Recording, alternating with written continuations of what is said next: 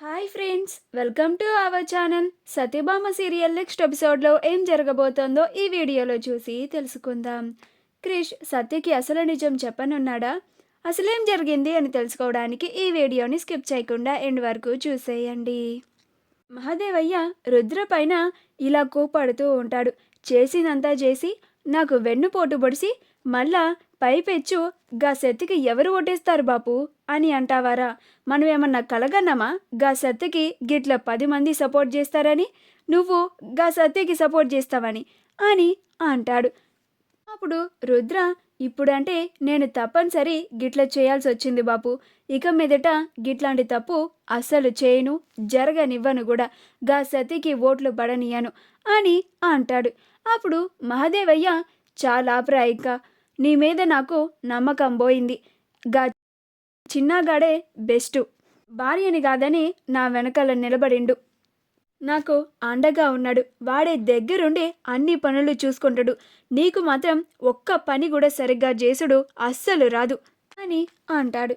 అప్పుడు భైరవి, ఎందుకయ్యా పెద్దోడిని గట్ల తిడుతున్నావు అని అంటుంది. అప్పుడు మహాదేవయ్య, అసలు గిదంతా నీ వల్లనేనే, నువ్వు బలవంతం చేసినావని గిన్ని బెయిల్ మీద బయటికి తీసుకొచ్చిన. అదే వీడు జైల్లోనే ఉండుంటే గా సత్తికి ఇప్పుడు ఒక నెంబర్ తగ్గేడిది అని భైరవిని కూడా తిడుతూ ఉంటాడు. అప్పుడు మహాదేవయ్య, రే రుద్ర, ఆ సత్యని తక్కువ అంచనా వేయకూడదు, మన జాగ్రత్తలో మనం ఉండాలి అని అంటాడు. అప్పుడు రుద్ర, అట్లనే బాపు అని అంటాడు. ఆ తరువాత క్రిష్ ఇదంతా విన్న తరువాత, మీరు ఎంత జాగ్రత్తగా ఉన్నా సత్యని ఎట్లా గెలిపించాలో నాకు బాగా తెలుసు బాపు అని అనుకొని, గొడవ అయిపోయినట్లుంది, ఇప్పుడు మనం బయటికి వెళ్ళొచ్చు అని క్రిష్ తన గదిలో నుంచి బయటికి వస్తాడు. అలా సంపంగి సంపంగి అని సత్యని వెతుక్కుంటూ ఇల్లంతా తిరుగుతాడు. ఎక్కడా సత్య కనిపించదు. తీరా సత్య గార్డెన్లో ఉండి ఆలోచిస్తూ ఉంటుంది. అప్పుడు క్రిష్ సత్య దగ్గరికి వెళ్ళి, ఏంటి సంపంగి ఇక్కడున్నావింది? లోపలికే పదా, నిన్న చెప్పినావు కదా అన్నీ నామినేషన్ వేసినాకే అని అని అంటాడు. అప్పుడు సత్య, అవును, నాకు ఒక చిన్న డౌట్, నా డౌట్ని క్లారిఫై చేస్తావా క్రిష్ అని ప్రేమగా అడుగుతూ ఉంటుంది. అప్పుడు క్రిష్, ఏంటి సంపంగి అని అంటాడు. అప్పుడు సత్య, ఉన్న పలంగా బావగారు నా కోసం సపోర్ట్ చేయడానికి అలా ఎలా మారిపోయారంటావు క్రిష్ అని అంటుంది.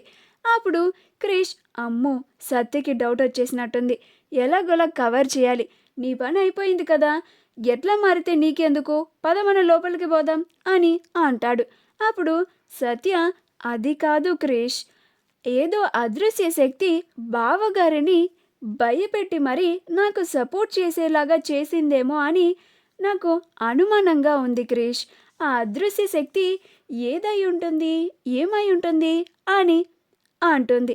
అప్పుడు క్రిష్, అంటే అది సంపంగి అదృశ్య శక్తో లేకపోతే ఏ శక్తో, మా అన్న నీకు సపోర్ట్గా నిల్చుండే కదా, నువ్వు చక్కగా నామినేషన్ వేసినావు, నువ్వు కోరుకుంటున్నట్లుగా ఎలక్షన్లో నిలబడుతున్నావు, ఇంకేం కావాలి నీకు అని అంటాడు. ఎట్టి పరిస్థితుల్లో కూడా తెర వెనకుండి నడిపిస్తోంది నేను అని సత్యకి అస్సలు తెలవకూడదు. అదే జరిగితే సత్యకి ప్రమాదం. నేను సత్య గెలిచేంత వరకు తెర వెనుక ఉండే ఇదంతా నడిపిస్తూ ఉంటాను అని అనుకుంటూ ఉంటాడు. మా వీడియో కనుక మీకు నచ్చినట్లయితే లైక్ చేయండి, షేర్ చేయండి, మా ఛానల్ని సబ్స్క్రైబ్ చేసుకోండి, పక్కనే ఉన్న బెల్ ఐకాన్ని క్లిక్ చేయడం మాత్రం మర్చిపోకండి.